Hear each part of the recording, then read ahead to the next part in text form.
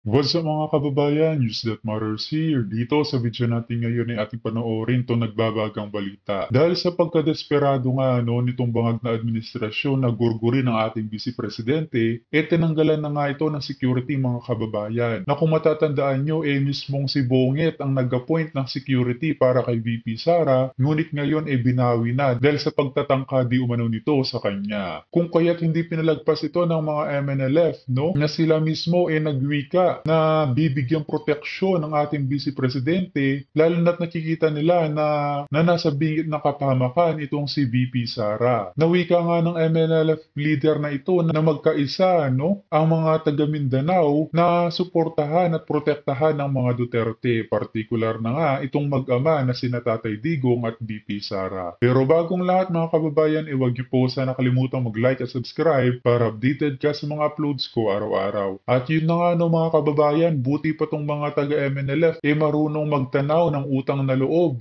Hindi kamukha ng isa dyan na matapos ipanalo sa pagiging presidente, iba ang balik sa mga Duterte. Kung kaya naman hindi ko na patatagalin pa, ito na ang buong video. Parang ipamukha sa buong mundo na yan, nag-iisa na lang siya, etc. Parang matanggalan ng pwersa, talagang vulnerable siya. So it is a violation yan. Pagdating po sa usaping seguridad, ang pangalawang pangulo po ba ay nakikita ninyo, ma-assess nyo ba na walang banta laban sa kanya? Very obvious. Sa tingin ko lang sa lahat ng nakikinig, Assalamualaikum warahmatullahi ta'ala wabarakatuh. Very obvious ang ginawa na magtanggal ng security para the Vice President will be open to any accident, incident, whatever. Vulnerable yan. So, parang ipamukha sa buong mundo na yan, nag-iisa na lang siya, etc. Parang matanggalan ng pwersa, talagang vulnerable siya. So it is a violation yan. Mananatili sa kanya na security ay meron siyang trust and confidence. Kasi napansin niya, yung pawang mga tinanggal sa kanya, yung matatagal na rin sa kanya, galing sa Mindanao, yun pa yung mga nilipat dito. Tapos yung mga meron na mga ibinigay doon, na yung mga natitira, pero hindi siya yung pumili. Gaano kahalaga na meron kang trust and confidence sa yung nakapaligid sa iyo? Number one, pinakamahalaga talaga na yung security mo, trusted mo talaga yan. Mahirap maglagay ng security na wala kang tiwala. So, hindi ka mapalagay talaga dyan. Deliberate yan na gano'n ang ginawa para ma-demoralize ang ating Vice President, the second highest office of the land. Dapat hindi nila ginawa kay Vice President Inday yan. Very obvious talaga. Opo, at si Senador Ronald Bato de la Rosa nag-post po na kumbaga nanawagan sa lahat ng mga nasa o galing ba sa security sector o marunong ng armed combat na willing bayanihan para sa pagbibigay ng seguridad dito kay Vice President Inday Sara. Sinigundahan naman ito ni Senador Robin Hood Padilla at ni Senador Bongo, at nakita ko rin po sa post ninyo na handa rin kayo na magbigay ng seguridad po sa pangalawang Pangulo. Ayos. Yes, it is incumbent for us, obligasyon namin. Hindi namin pwede mabayaran ang pag-secure ng mga Duterte sa amer namin, ng aming founding leader, Professor Normis Pari, na nandito sa Davao. Malaki ang utang na loob namin sa kanilang pamilya. So, hindi kami pwede magpabaya. Kung kailangan nila kami, nandito kami physically. kasama na mga Narinig niyo yun mga kababayan. Buti pa tong mga lider ng MNLF handang magbigay ng seguridad sa ating Vice Presidente, no? At ipagtanggol ito sa mga nang-aapi sa kanya. Na ngayon napakalayo sa mga ahensya ng kapulisan, no? At kasundaluhan natin na AFP at PNP. Palibhasa kasi, yung si Marbil, no? Naging tuta na ng bangag na administrasyon. Idagdag mo pa yung si General Broner. Grabe talaga. prayers namin na sana sa panawagan niya, pamilya niya, mother, mga anak, nandito ang MNLF. Ipatawag lang kami ni Vice President and we are ready. The MNLF is always ready for this one. Anytime. Opo. Ready kami. Ito ang answer namin sa panawagan ng mga mahal natin ng mga senador. Sila Senator Bongo, Senator Bato, at saka si Senator Robin. Here we are, the MNLF. We are ready. Opo. And ano naman po yung masasabi ninyo na ikinukumpara ng si VP Sara kay dating Vice Presidente Leni Robredo? Meron bang pagkakahalintulad kung i-assess mo kung pagdating sa seguridad, saan ba ang mas nangangailangan ng seguridad dahil sa kanilang mga stand? Alam naman natin, vocal si Pangalawang Pangulo Inday Sara Duterte sa paglaban dito sa CPP, NPA, NDF mula pa noong ito ay alkalde at hanggang sa kasalukuyan. Unlike dito naman kay VP Leni, di ko lang alam kung sino po yung talagang meron siyang mga matinding mga pronouncement po. Very dangerous kasi kaya nga nasabi ko vulnerable ang ating mahal na Vice President kasi very loud, very vocal ang ating Vice President against sa CPP, NPA, mga kapatid natin dyan sa kabila. Itong NTF-ELCAC na issue, strong ang support ng ating mahal na Vice President. Kaya siguro deliberate na tinanggalan ng security para ayan na, ambusin nyo na yan. So, kasi threat siya, hindi Correct. politically, threat talaga siya. As sabi according to the Vice President, obvious naman, wala namang iba, designated survivor yan. Whether we like it or not. Tama ka dun, sir. Ngayon pa nga lang, minama ni Obra na, no? Na gusto nila talagang gurgurin ng ating Vice Presidente nang sila na ang maghari sa loob ng Malacanang. She will be the next president kung talagang magkaroon ng patas na eleksyon. Kaya parang desperado na. O wala nang security yan. She is open. So, deliberate yan. Pero nandito naman tayo. Kaya, ito, samantalahin ko na ito. Panawagan, calling all Mindanaoans, especially in Davao City, let's all unite for justice and restore confidence sa ating mga kapulisan, sa police force. Let's all unite and kailangan natin suportahan ang ating mahal na Vice Presidente. At sa hanay naman ng mga kapulisan, kung kailangan ninyo ang support namin, we will support na maayos natin ito sa anumang bagay. Siguro I will rather recommend, marami namang pwedeng maging chief PNP dyan na may alam ng batas, na may background ng law. Dapat the organization of the Philippine National Police maghanap ng magaling, may alam sa batas ang maging chief PNP. Si General Marbel, nawala na yung kuwan niya eh. Nawala na yung trust ng taong bayan sa kanya sa nangyari ngayon. At dito naman sa video na to mga kababayan ay ating pakinggan, no, itong mga dahilan ng mga AFP at PNP, no, na di pagbibigay ng seguridad sa ating Vice Presidente na si Sara Duterte. Ating pakinggan to. Hindi po totoo yun na I will take over the BPSPA. It is still under the Presidential Security Command.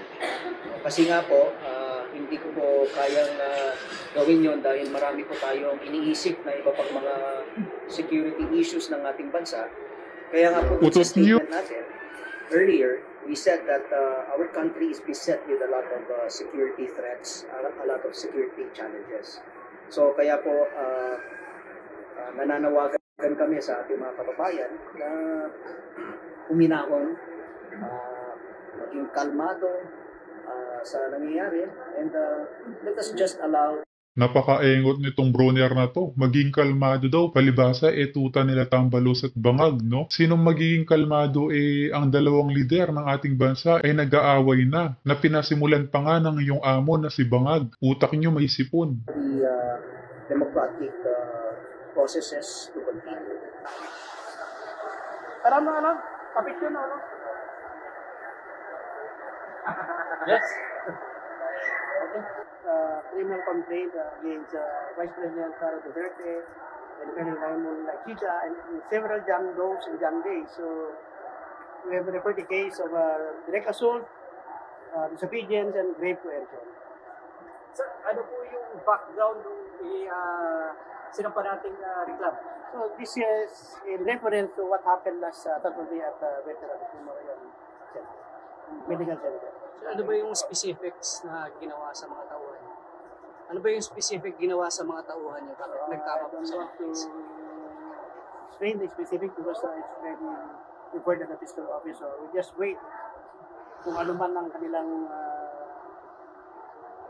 sabihin dito sa sinampahan ng kaso. Napakalingot naman ng mga to. Tinatanong kung anong rason kung bakit sinampahan ng kaso ay hindi nila alam. Panigurado binayaran ng mga ito, no? Nila Tambalos, Liza Bongit. Ma-divert ang atensyon sa mga ungas na PNP. Hindi nyo na nga nagagawang katungkulan nyo, nagpapabayad pa kayo. Magtrabaho na lang kayo mga sir. Mahiya naman po kayo sa sarili nyo at sa pamilya nyo. At mga pieces of evidence na may sama na. So, ano bang ginawa? Tumatay yung complainant dito. Ang complainant po natin si Dr. Villamor. Siya po yung, ano pong ginawa sa kanya? Dok, ano po ginawa sa inyo? As to the legalities and specifics of the case, we will just refer it to our lawyers so that they can make a statement as relative to this case. Thank you. Sir, kumusta po kayo? Kumusta kayo? Well, okay naman po. Paano mo ba yung nangyari? Madaling araw? Yung lawyer na lang po namin ang mag-explain as to really what happened at time na to this case. Inaasahan mo po ba ninyo, sir, na mangyayari Ano po? Inaasahan na po ba ninyo na may mangyayari kung gano'n, especially coming from the Vice President? Inaasahan po ba na may mangyayari? Hindi po namin inaasahan na magiging ganon ang kahihinatnan nung time ng Ito, breaking news. Post ito ng Philippine Star 1 hour ago. Multiple cases against BP Sara.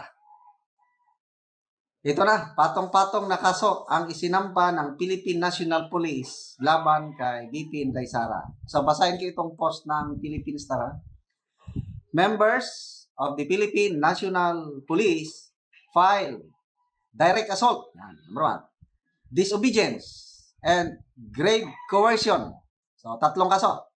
Direct assault, disobedience, and grave coercion against Vice President Sara Duterte, her Chief Security Detail, Colonel Raymond Dante Lachica, and other unnamed individuals at the Quezon City Prosecutor's Office on Wednesday. So, ano ba ngayon? Ngayon, Wednesday pa ngayon, di ba? Hindi na nga sila nagbibigay proteksyon sa ating Vice Presidente, gumagawa pa sila ng kwento ng kaso laban kay BP Sara. Aba, mahiya naman kayo mga sir. Gawin nyo na lang trabaho nyo at huwag nang makisawsaw pa unless na lang kung nautusan kayo ng mga bangag. They allegedly received verbal assault and harassment during the transfer of Duterte's Chief of Staff Zulueta Lopez from the House of Representatives Detention Center to the Veterans Memorial Medical Center. Ito, my statement si PNP Chief General Marvel. The Philippine National Police remains steadfast in its commitment to uphold justice and ensure that all individuals are held accountable under the law, regardless of their positions. We respect the legal process and trust that the courts will conduct a fair and impartial investigation into these serious allegations. Yan po ang statement ni PNP Chief General Marvel. Okay, so atong i-review ko no yung nakapanood tayo sa mga pangyayari yung gabing iyon. Ano yung direct assault na ginawa ni Bibi Sara? Ano yung disobedience? Ano yung grave coercion? Mula sa detention facility sa House of Representatives para papunta sa Veterans Memorial Medical Center, wala akong masyadong napanood. Maliban lang yung parang online press conference ni Attorney Zulueta Lopez. Yung may pumasok na siyam na tao sa detention cell na lumalabas, mga pulis pala yun, para i-transfer si Attorney Lopez from House of Representatives to Women's Correctional. Yun ang napanood ko. Na bagay na hindi pumayag si Attorney Lopez. Sabi niya, hintayin ko ang aking abogado. So, yun lang, hintayin ko. So, hindi napilit ng mga pulis na i-transfer si Attorney Lopez kaya ayaw man niya sumama. Tapos, meron ding small video footage na, short video footage, nasa loob ng detention cell si BP Inday Sara, may pulis sa labas na parang binabasa, parang may order, gano'n. Eh, malumani naman ang salita ni BP Sara, parang ako ang abogado niya, gano'n. So, I don't know kung saan nanggagaling itong direct assault, disobedience, and grave coercion. Baka hindi natin nakita. Hindi na ipakita sa social media.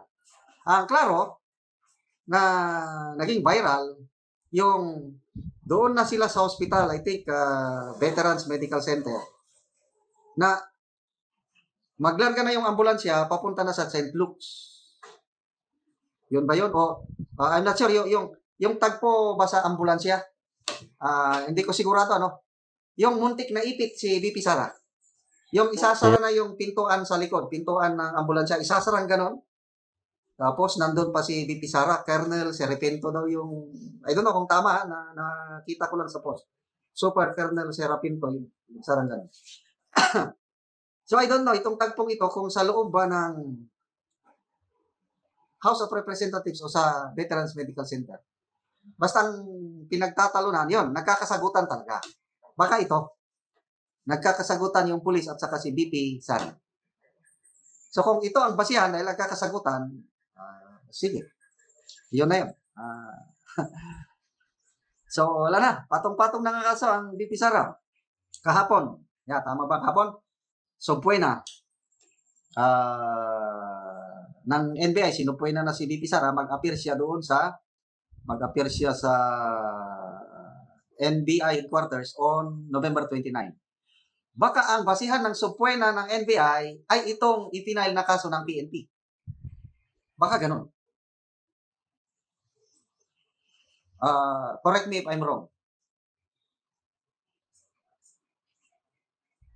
So, sasagutin ngayon ni BP Sara itong mga complaint na ito.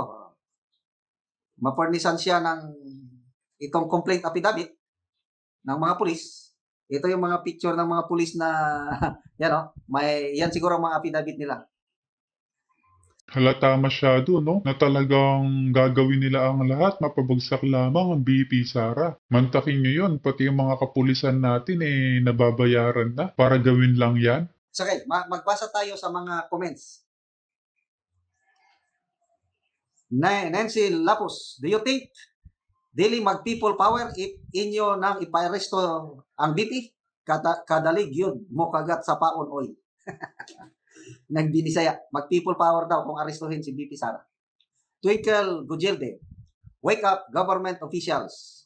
We expect life-giving service, but what we got are stress-giving meetings, too tiresome for the people. Let's talk about growth Stop blames and pointing fingers. Who is clean and perfect? Move on and do better. Feeling unsafe na kaayo ang people nowadays. We have the rights to life. Correct. Safe life, a happy life. Now, I choose not to turn on my TV. It's useless. War is every day. Spread peace and love. Tama na. Agree ako dito. Nakakainis na eh.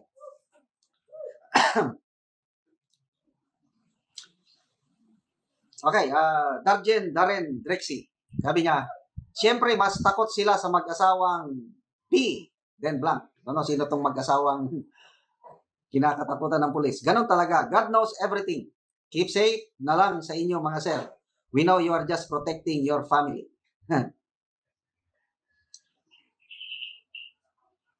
Miriam Kotanda Ebsolo. Only in the Philippines, Ragyod ni Ahay, praying for our country.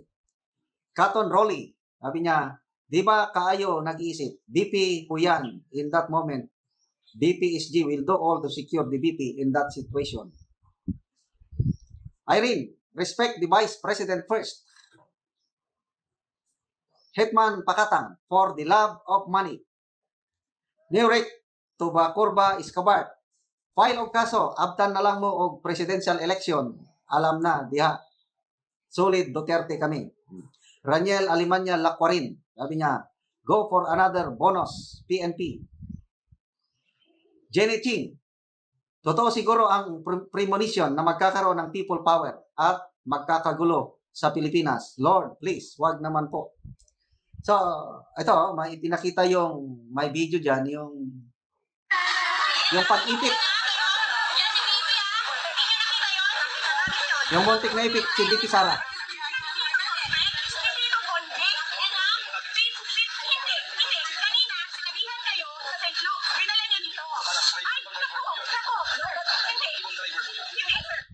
So, yun. Baka yun yung basihan na nagkasagutan. So, anyway, due process, pagdasal na lang natin ang ating bansa, ipagdasal natin si BP Inday Sara.